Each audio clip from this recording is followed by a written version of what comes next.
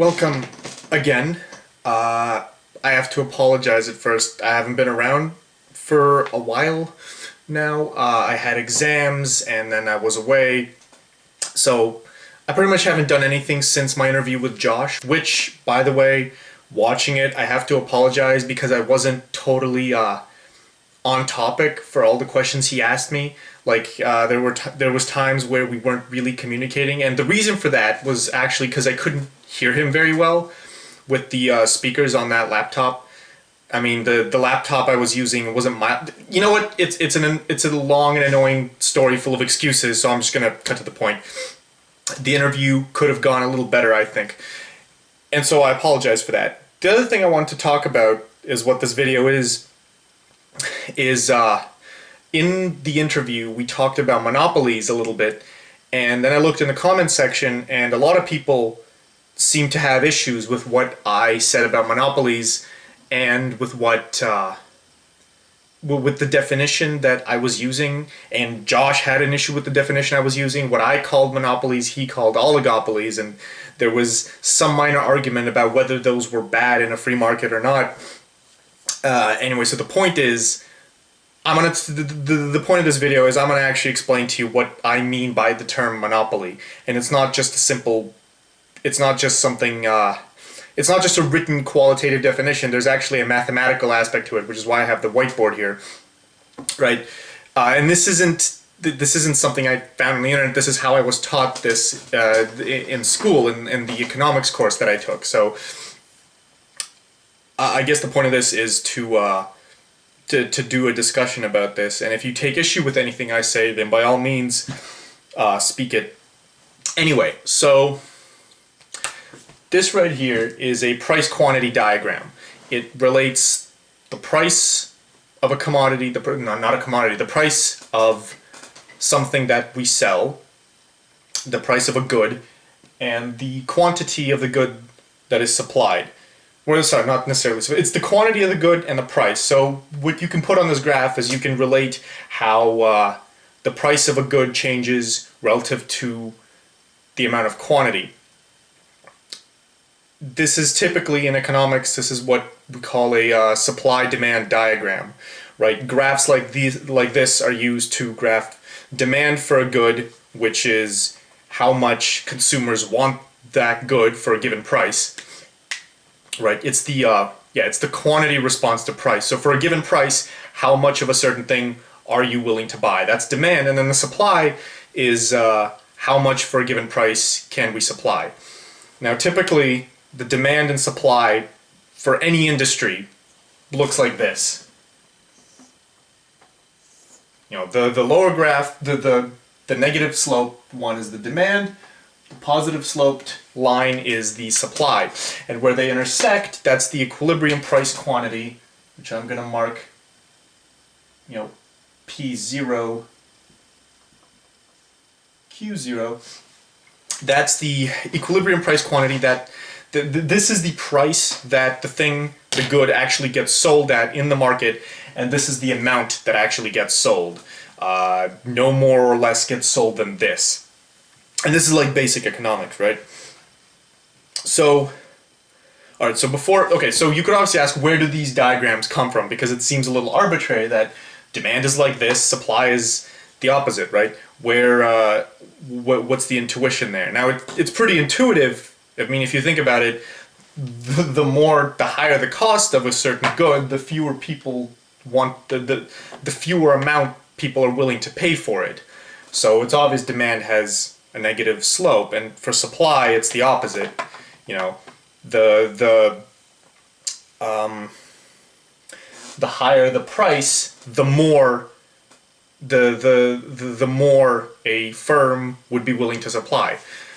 Now, where these lines come from exactly mathematically, I mean, I could explain it because I was taught, but it's not really that relevant. Suffice it to say that there is an actual, like, derivation for where these lines come from and what they're actually derived from. Demand is derived from indifference curves. It's derived from, like, it's derived from demand theory or something, where where you pretty much, I mean, I'm not going to get into the specifics, but there's these things called indifference curves, and there's this assumption, this basic axiomatic assumption that the more of a thing there is, the more of a thing you have, the more you're willing to substitute for other goods. It's not important. Okay, the point is, demand is always sloped like that. Supply is positive sloped line. Why? Because supply is just the cost. That's the derivation for supply in economics. It's the marginal cost for a firm to produce that good, right? And marginal cost is always increasing. Marginal cost is eventually increasing because of like the law of diminishing returns or whatever. Yeah, that's basically how it is. So this line, the supply line, literally represents the costs of the company to produce the thing. Now, the point, what does this have to do with monopolies? The point is, I want to construct a graph like this for monopolies, okay? Now, this is the graph for an entire industry. For an industry, it could be any industry. Let's say it's the sale of corn, for instance. So this price can be like what? I don't know. Maybe it's the price per like one corn stalk. This could be $1, a few dollars. I don't know. The range of the price doesn't matter much. The quantity is going to be enormous. It's going to be in the millions, in the thousands. You know, this is all of the corn that's being traded within, you know, the country or within the market overall. Okay, so this is an enormous amount. So this is the diagram for the entire industry. What does this diagram look like for an individual firm? Now, you might immediately jump to the conclusion and say, oh, it's just the same thing, right? It's just this, right? This diagram wouldn't be any different for an individual firm than it would for an entire industry. Well, you would be wrong, because an entire firm, this entire graph is actually very contracted, because one firm that produces corn, which in this case would be like a farmer, can't actually supply this quantity. You know, remember, this quantity is like orders of magnitude more than what one farm provides. One farm could be a few thousand stalks of corn. This quantity could be millions, billions stalks of corn. We don't know. Okay, just in general, the order of magnitude part of this, okay, for an individual firm in this market, the quantity supplied is a tiny fraction of this, right?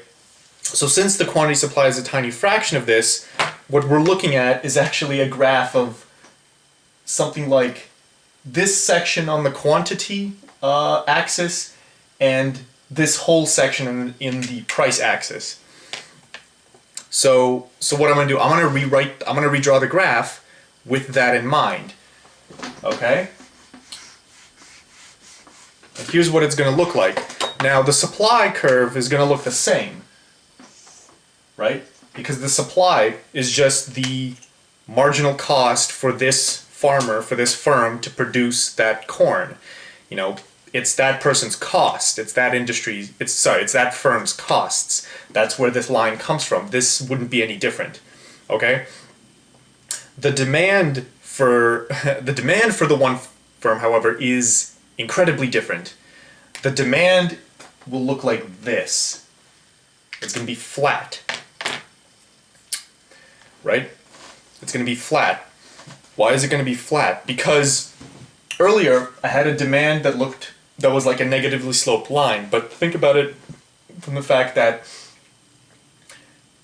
we're only operating over like a tiny fraction of Q naught, the thing that we were operating at before, right? This Q, like, I should redraw the axis. This isn't big Q anymore. This is small q. This is small q, and this is small q naught, because we're working on a much smaller order of magnitude, because this is just one firm. So the change in price for the entire quantity that this one firm supplies is going to be very little. So the demand curve is going to look about flat for this one company, or this one farmer, right? This is the one like piece of intuition that is that completely like reconfigures how I think about monopolies. Okay, a firm in a competitive market, like a farmer or a restaurant or something like that, this is their supply-demand diagram. Their demand is a flat line, right? Or it's not actually a flat line, but it's almost a flat line. And I mean, in reality, it's like, it's not quite flat, it's decreasing, but very, very slightly. So it's kind of like this, right? But it's basically flat. For all intents and purposes, it's flat, right? So, yeah, again, it's flat because the slope of this line is, it's the same slope as in the other diagram I drew, but this axis has just been like it's been contracted by a few orders of magnitude.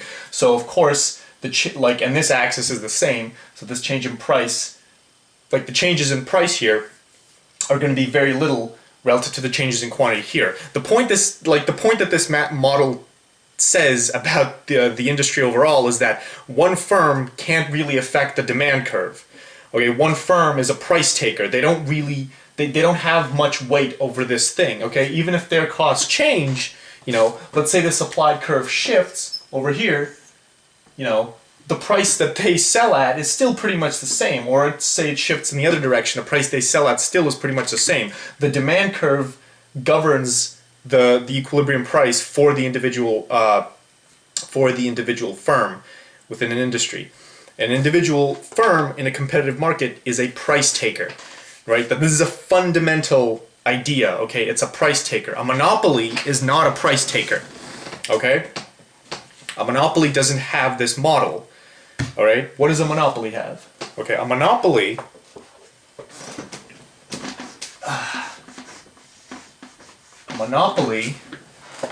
I'm going to redraw this for a monopoly.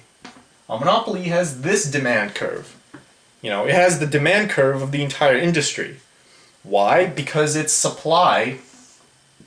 can supply the big quantity Q naught, big Q naught, capital Q naught, that I drew before.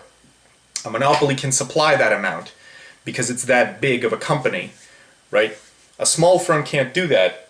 A monopoly is literally just a company that's big enough that it can supply the total industry demand, right? So for it, the percentage sort of quantity that it can supply in the market is a substantial. It's either this or it's a substantial part. It's a substantial piece of the entire industry quantity, right? It's on the same order of magnitude rather than for an individual firm in a competitive industry, right? And because it's on the same order of magnitude as this big Q, the demand curve is negative like this. It's not flat. And so, because of this, a monopoly can actually influence the price. Or rather, it's not that they can influence the price, but if you're a small firm, if the demand curve is just flat, no matter what you do, people will only ever buy things at the price that's there, at the flat price, right? Because it's flat, right? Demand represents what people are willing to pay for your product, no matter what costs you have, or no matter what price you decide to sell at. Nobody's going to buy it at anything other than the flat line. I mean, the diagram's getting confusing, but this flat line, I can't sell up here or up there or up anywhere over here. This is the demand curve for an individual industry, which means people will only ever buy at this price. For monopoly, you have the whole demand curve for the industry, the negative curve. So what do monopolies do? So they have their own supply curve, and because they're the only firm in the industry, they don't actually sell at this price, this equilibrium price. They don't sell at supply equals demand. What they do is they sell. Okay, so there's another concept here called marginal revenue that I'm not going to explain, but it's like there's like this whole theory behind all this in the model. But basically, what ends up happening, the marginal revenue curve is 1/2 of the demand curve, and where it intersects the supply curve, you draw a line upwards towards the demand curve, and this spot here, this is where the monopolist will sell the product, which is a higher price, P1, right? Why do they sell at that spot in particular? Well, because it maximizes their profit. If you look at this diagram, you recognize profit is just going to be the quantity of things you sell times the price. This is the spot where that's maximized once you factor in the costs that the monopolist has, which you get from the supply curve and the fixed cost, average fixed cost, all those crazy curves like that. The point is, just trust me here when I say the theory works out, but the theory says this is the spot right here where their profit is maximized, right? And this is higher than P0. And so if you're a consumer and you want to buy things at supply equals demand, as you should at the equilibrium price down here, you can't because the price is shifted up. So there's a loss of efficiency, and there's your consumer surplus is being taken away because they're selling at a higher price. Now notice at no point in any of this theory do I say that there is one firm in the industry or two firms or any number of firms, right? That's not what a monopoly is, not by this definition. I mean, the idea, it comes from the word like you have the word mono, which means one, but this doesn't literally mean that there's one. It just means that this company can supply it can supply everything that the industry demands, and so it's given this power to manipulate the price in this way. I mean, the fact is, monopolies manipulate prices, and the argument I got into with Josh was that, we talked about like Google or Apple or something, and he was saying that these aren't monopolies, these are oligopolies. But at no point in this course did I hear the word oligopoly. And the point is, it doesn't matter. The fact is, I can point to industries within society that have this demand-supply structure to their business, and that's what I call a monopoly. Okay, when I say monopoly, this is what I'm talking about. It's this whole theory, right? I mean, I actually probably don't need this diagram anymore, but I'm going to keep it around anyway. Josh was talking about, like, I think the point is you can't, I don't think a monopoly is strictly one company and that's all. It's not necessarily one company. It could be several companies. It could be two companies, three companies. Sometimes it's a cartel. Sometimes there's many monopolies, they form a cartel. That's not the definition, right, of a monopoly. A monopoly is just a firm that can do this, whose the production quantity, the quantity that they can produce is on the order of magnitude of the industry quantity demanded. So they have a huge influence over how the market rolls. All right. It's actually also determined by this thing called the average cost curve, which, I'm going to clutter the diagram, but it looks kind of like this or something. And how big the monopoly is depends on how wide this curve is on the diagram. Like if the curve was, I'm going to redraw this actually.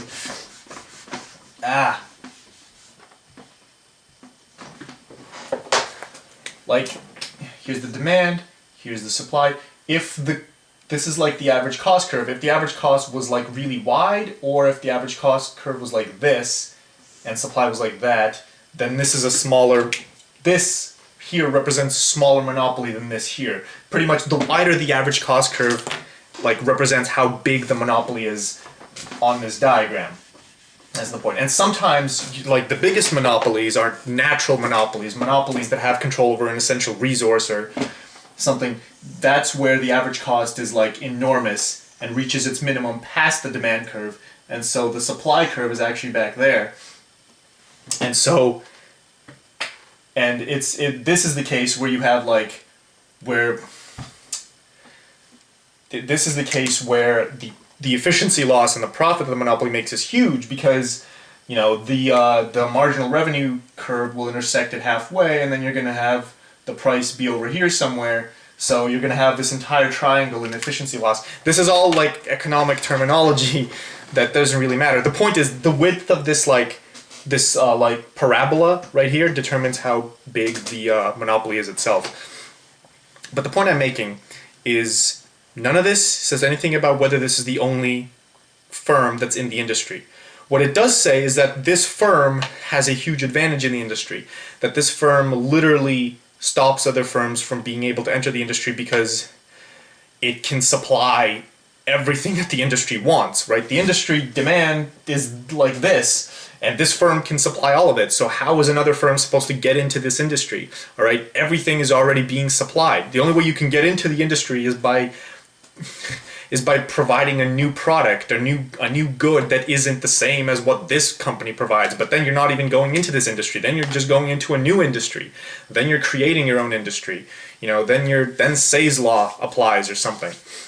And that's where the point is that doesn't matter. So I mean, okay, let's actually get to like examples of monopolies. One example of a monopoly that has like the massive average cost curve that reaches its minimum past the demand curve. That's a highway is an example of a monopoly like that. A highway can be privately owned, or a highway can be owned by the government, and the cost of maintaining a highway is pretty much nil. There's no cost to it. It's zero. The marginal cost, the supply, is down here. It's literally zero.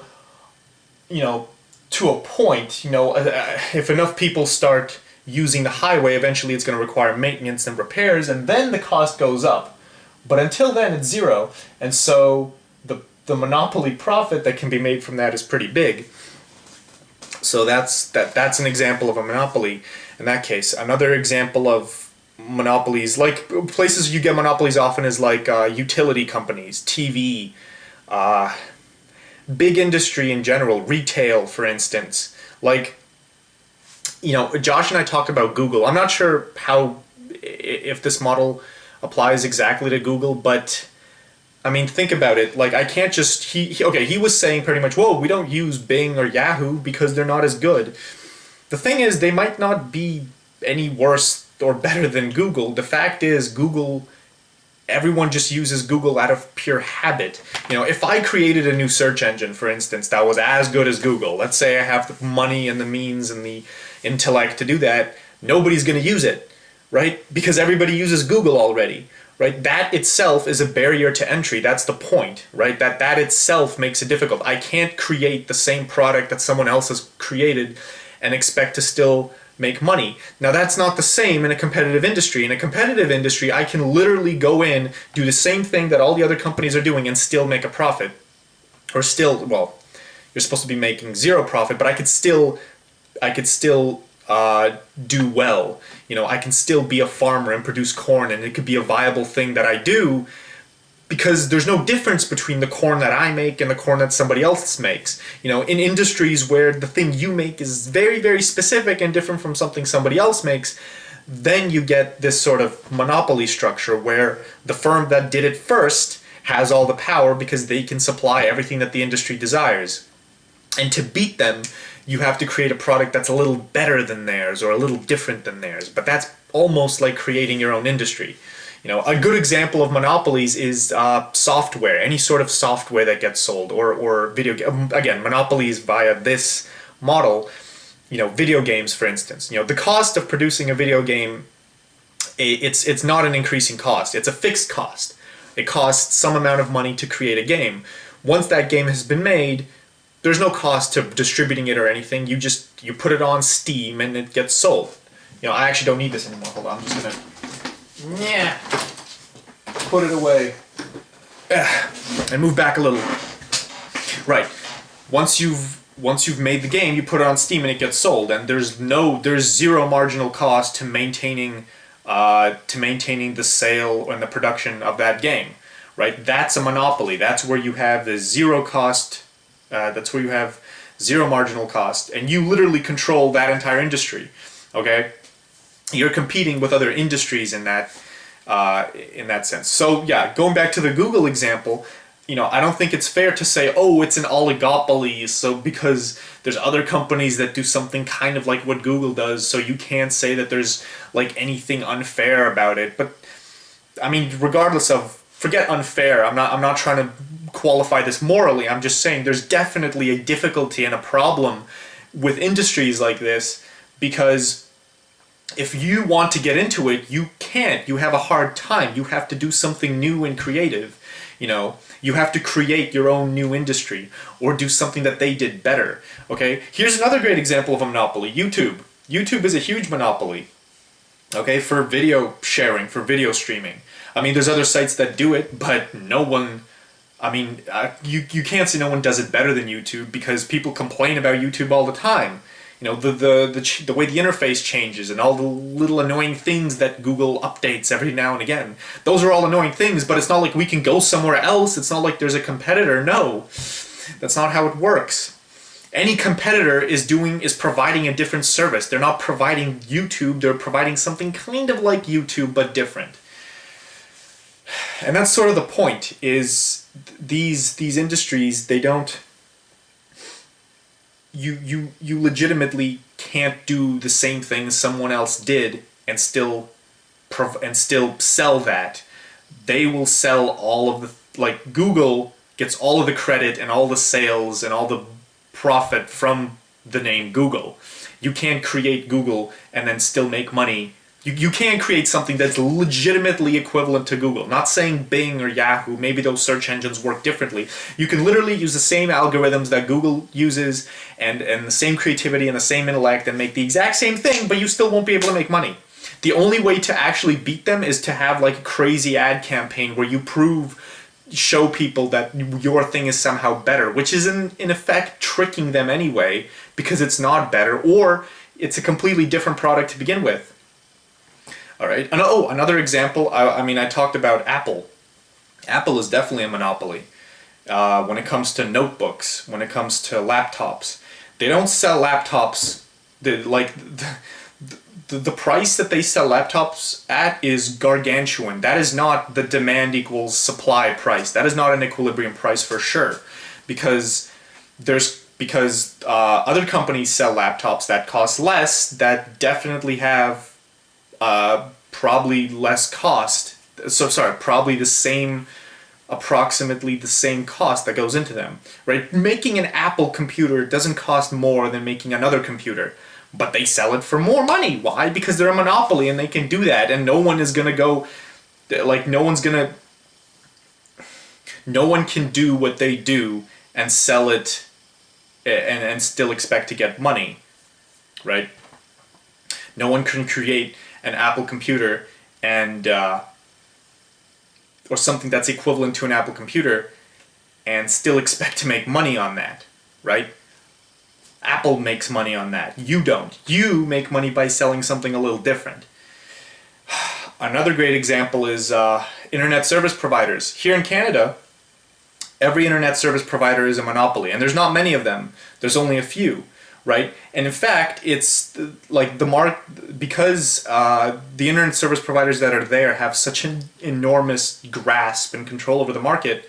If you are an entrepreneur and you want to create a new internet service provider, there are actually policies in place where the government forces the big internet service providers to help the newer internet service providers. You actually get aid from the big companies if you're entering the industry. There's policy that makes that happen. Now, to me, that sounds like a smart sort of move. That's the type of thing that encourages more competition, right? When you get these giant companies that just don't go away, that doesn't encourage competition. That stagnates the market, if you ask me. Now, okay, the larger ramifications of these monopolies, honestly, it depends. I can't say what it is for certain, or what it wouldn't be for certain. And I'm not even saying that my interpretation of all this is perfectly correct. By all means, if I'm somehow completely wrong about this, tell me. What I'm definitely right about is what the definition is, the definition that I'm using. Right? I'm 100% certain about what it is and how it works. That's what I know. And what I know is that that definition is unsatisfactory to me. That's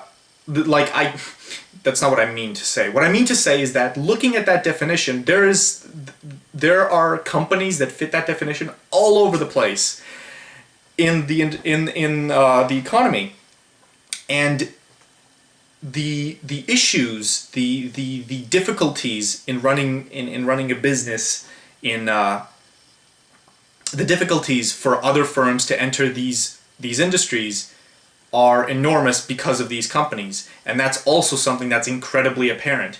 It doesn't matter if it's a strict monopoly, as Josh likes to say, or it's an oligopoly, or whatever the fuck.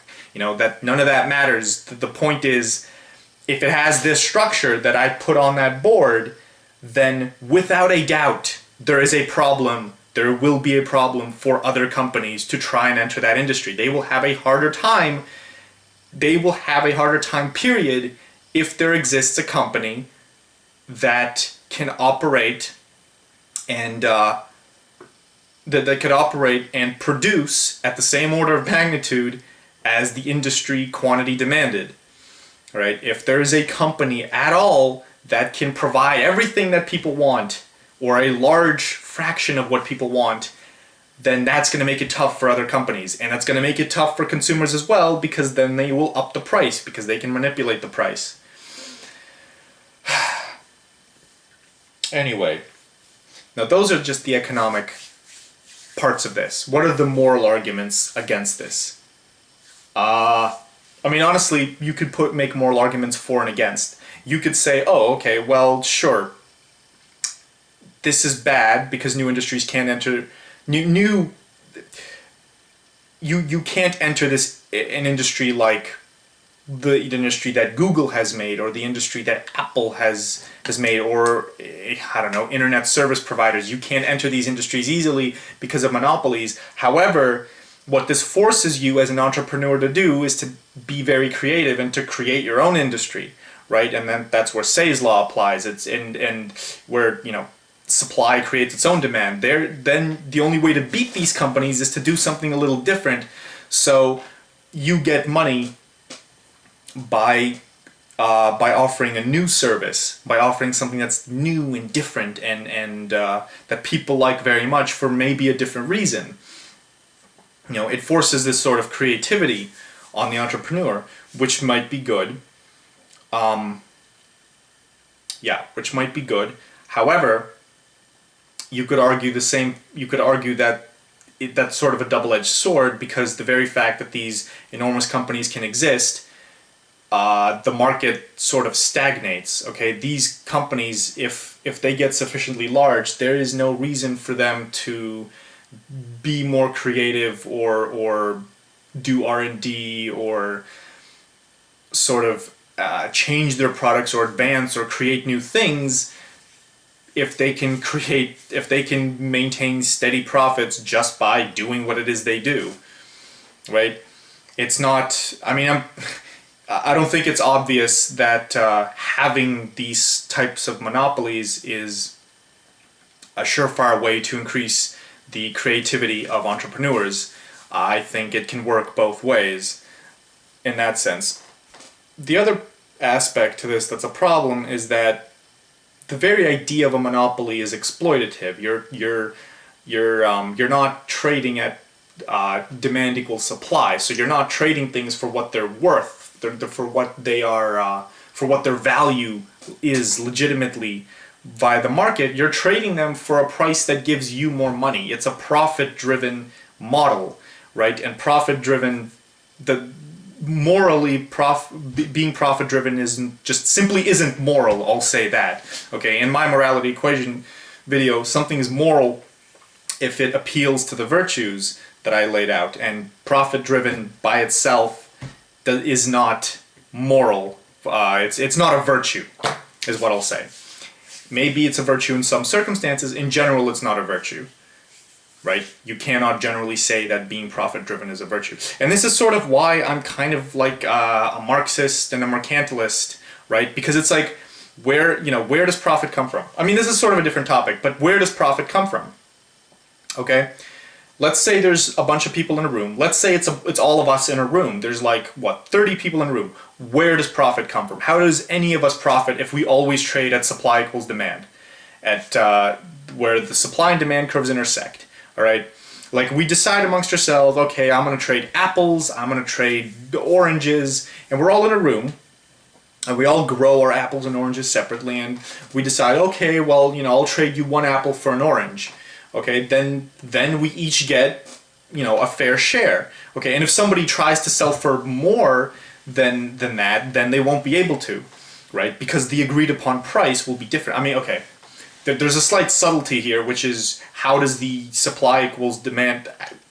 This intersection, it's not a stable intersection. It's constantly changing. So the supply and demand curves are constantly shifting back and forth, and of course nobody is actually forced to sell at the equilibrium price quantity. The model simply suggests you won't be able to. If you sell higher, the fact that there's people that can sell lower than you, and there will be people that will be able to sell lower than you, and people are going to buy from those who sell lower, and so you won't be able to sell higher, and so the price level adjusts itself. It's the whole price mechanism model, right? Well, assuming the price mechanism applies in a room with 30 people, no one should be able to profit. Any little deviation in the amount of goods that you get, because as the price mechanism does its thing and as the price level adjusts, sure, you might get an extra apple or orange here and there, but it's not like you're going to profit like a monopoly does. So the only way you can profit is by exploiting someone, right? Or you had more apples to begin with, proportional to the amount of oranges that the other guy had. Maybe you started out with 100 apples while the other guy had 2 oranges in his backpack. Well, then of course you're going to profit. You have more shit to trade. You're going to have more stuff at the end because you start out with more resources. Where do you get more resources? Well, maybe because the land that you own happens to offer more resources. We get resources from the land. If the country that the country that we're in has a lot of natural resources like fresh water, like timber, like mines, then we can profit more because of that. But assuming we all started with the same resources, how does anybody profit, right? And I feel like this is what Marx was saying, or what the mercantilists were saying, is you can't profit by doing supply equals demand. You can't profit by being sort of fair and trading something you have for the same amount that it's worth. So, trading what you have for the amount that it's worth to the other person. Okay? Because if you're always doing a sort of even trade like that, then you get something of equal value back. If you have an apple and you get something back for that apple, you get something of equal value back. So you don't actually lose any utility, right? You don't lose anything overall. Your total utility remains the same. But when someone profits, their total utility is increasing somehow. And where does that total utility come from? And the idea is, they're exploiting someone. They have to be.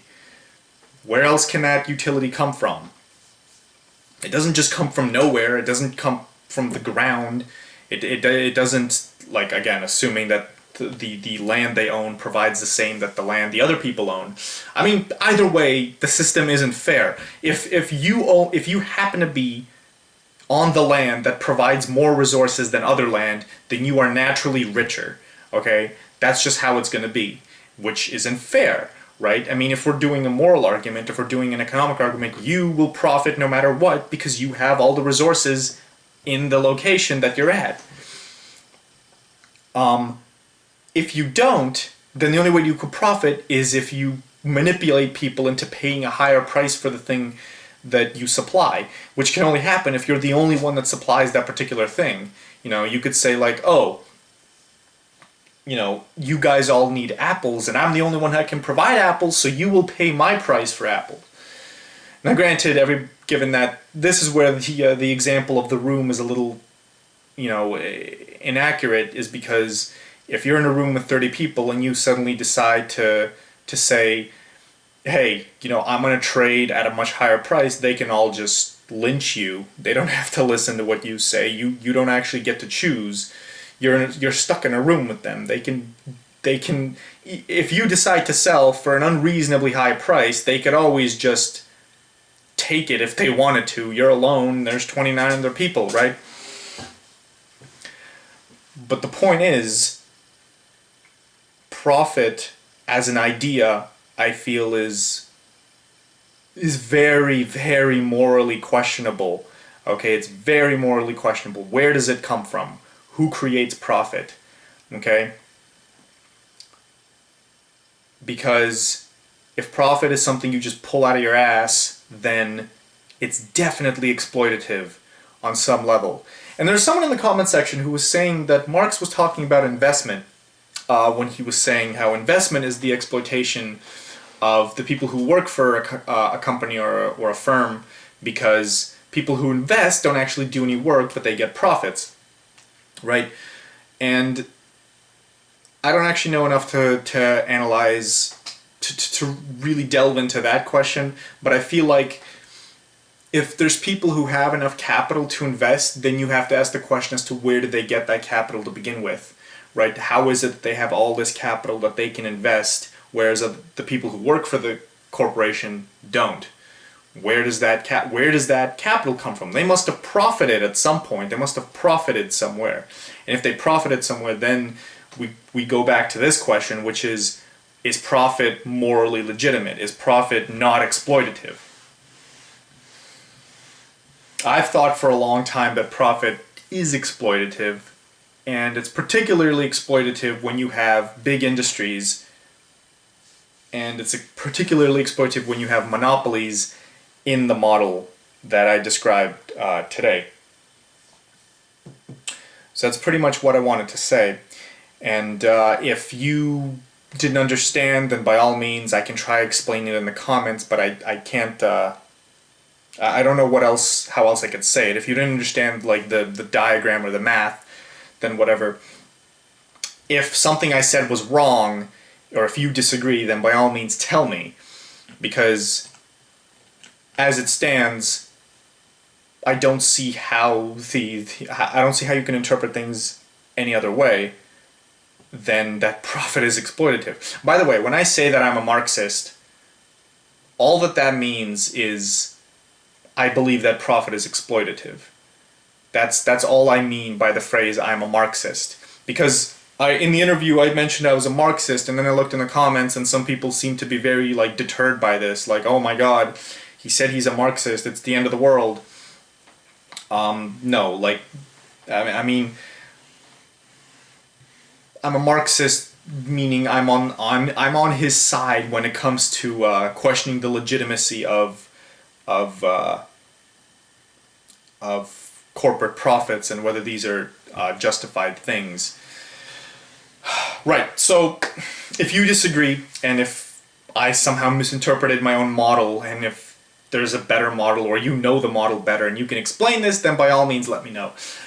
And yeah, that's about it. Oh, one thing I forgot to mention is there's actually one question you could come out of this video having is, okay, so you've explained to us the problem with monopolies. Well, what's your alternative? What's the alternative to this system? Well, I mean, I think an obvious alternative on a sort of macroscopic level is that you have a lot of policies that control monopolies and determine what they can and cannot do, like you have in Canada for those ISPs, for instance. Only more. You know, you should have some sort of socialist regime like in Sweden or Norway. Okay? I mean, I've already said in some other video somewhere that everything on Maslow's hierarchy of needs should be provided except for the very top layer, and it's the top layer that people should work on their own, because providing the top layer for anyone doesn't make any sense. But everything on the lower layers should just be provided by the state or by it should just be provided by the culture. And the state can be an instrument for providing all of those, for satisfying those needs for all people. That's one option, okay? That's not necessarily the best option, but if you ask me what alternatives are there, that's an alternative. And this is, of course, assuming that the state isn't corrupt, which is, of course, you would tell me, well, a state's always going to be corrupt. And that's not necessarily true. It depends on the people that go into the state. And this ties into my whole reasoning with like moral philosophy to begin with is that you don't start by talking about politics or economics, you start by talking about culture. And what I think the culture should be is a culture that really, really resents corruption and resents selfishness and sociopathy and loves and adores altruism. And if you have a culture that strongly affirms those ideas, then you won't necessarily have that much corruption, and something like the state could exist. But more on that later. And I want to go, oh, one last thing, one tiny last thing. Before I go, I saw the other week that Molyneux, he made a video about determinism versus free will, which he called Free Will versus Determinism Part 2000 something of Infinity. A fairly pretentious title, if you ask me. Anyway, I'm gonna ask anyone, if any of you have watched this video, please tell me what the heck did he talk about in the video, and has he come up with better arguments for free will than the ones that I've seen. And the reason I haven't watched, I mean, I would do it myself. Well, I was going to do it myself, but then I was just sort of skipping through the video at first, and at some point he started bitching about the state again, and I was just like, nah, you know what? No, I'm not putting myself through this again. So no, I don't have the mental wherewithal to watch that thing. But if you have, then please let me know what he talks about. Anyway, that was all. Thank you for watching. Cheers.